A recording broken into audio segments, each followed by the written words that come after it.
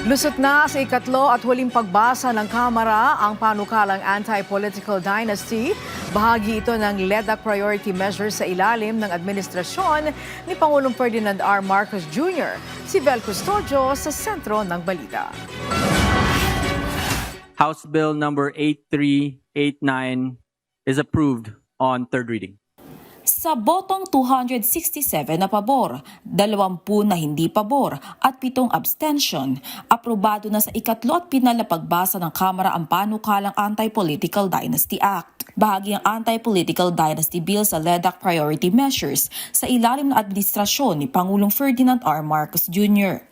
Layunin na panukala na bigyan ng pantay na pagkakataon ang bawat Pilipino na makapaglingkod sa bayan at tuluyang wakasan ang konsentrasyon ng mga iilang pamilya sa kapangyarihan. At palawakin ang partisipasyon ng mga Pilipino sa politika, palakasin ang tiwala ng publiko sa mga institusyong demokratiko at bigyan ng mas maraming pagkakataon ng mga kabataan at karapat-dapat na leader na makapaglingkod. Nakasaad sa panukala na ipinagbabawal ang mag-asawa at mga kamag-anak hanggang second civil degree na sabay na humawak o tumakbo ng mga halal na posisyon sa iisang distrito, lalawigan, lungsod at munisipyo. Kung sakali namang magsabay na manalo ang magkamag-anak, batay sa Section 7, ang may pinakamataas na boto lang ang papayagang umupo. Kung magkaiba naman ang posisyon, ang nanalo sa mas mataas na tanggapan ang siyang kikilalanin. Ilang mga mambabatas naman ang nagpahayag ng kanilang pagtutol sa Anti-Political Dynasty Bill.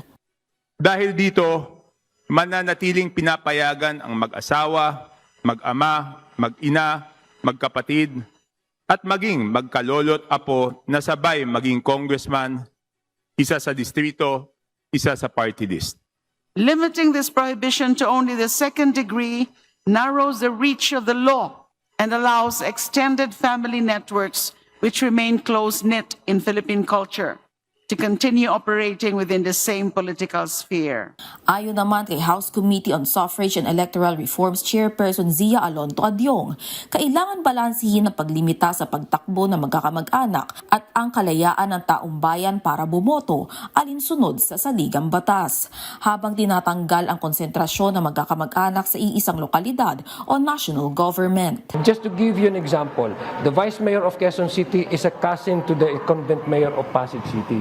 So kung fourth degree of consanguinity ang i-impose natin dyan, imagine we will deprive the city of Pasig, one of the best mayors that they have produced. Papatawa naman ang parusa bilang isang election offense ang sino mang magsisinungaling, magtatago ng katotohanan o mamimeke ng dokumento alinsunod sa Omnibus Election Code.